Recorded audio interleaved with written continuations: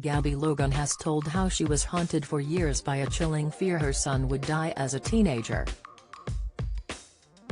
The BBC favourite, set to host the Qatar World Cup with Gary Lineker, was convinced Truden would never reach 16 because her brother Daniel, a budding footballer, had collapsed and died at 15. Gabby, 49, also revealed her anxiety led to her obsessing over young footballers' dates of birth when she started her TV work, to find out if their age matched Daniel's. The presenter, mum to twins Ruben and Lois, now 17, broke down as she spilled out her anguish in a podcast. She told how Daniel, 4 years younger than her, collapsed and died playing football in the garden with his dad, former 70s Leeds United star Terry Yorath, in 1992. Daniel, who was found to have heart disease, had just signed as a youth player with his father's old club.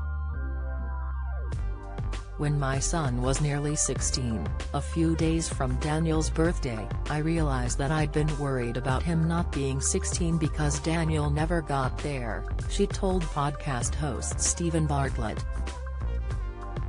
So I did have a fear I was going to repeat history. Even a few years afterwards I could find myself sobbing. When I started working in football I used to be obsessed with dates of players' births because they would be Daniel's age. And I knew he might be playing in that match.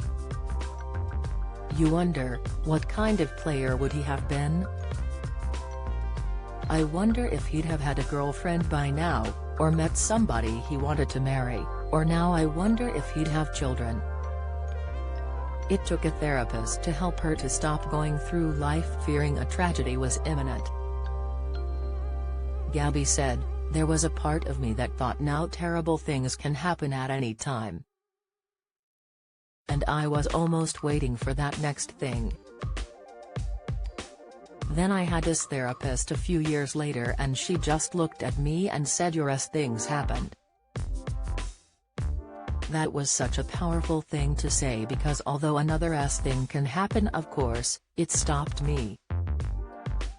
It kind of really stopped me in my tracks and I thought I've got to stop believing something else is coming down the tracks that I'm going to have to deal with.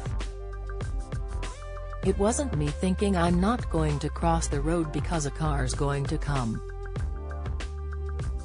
It wasn't about taking risks, it was just a self-defense mechanism getting ready for it. Gabby said her grief over losing Daniel led her into a string of bad relationships that she accepted because she didn't want to commit to someone. At the time I was single and I was definitely not attracting the right people into my life, she told the Diary of a CEO podcast. And I was not going out with people who were enhancing me as a person. Because why would I want to have any long-term commitment with anybody who'd treat me well or be nice to me because I wasn't going to commit to something, so I may as well be with somebody who wasn't that nice to me, who didn't make me feel good about myself. She said there was no formula for handling grief, but added, "I think counseling and talking to people is really helpful."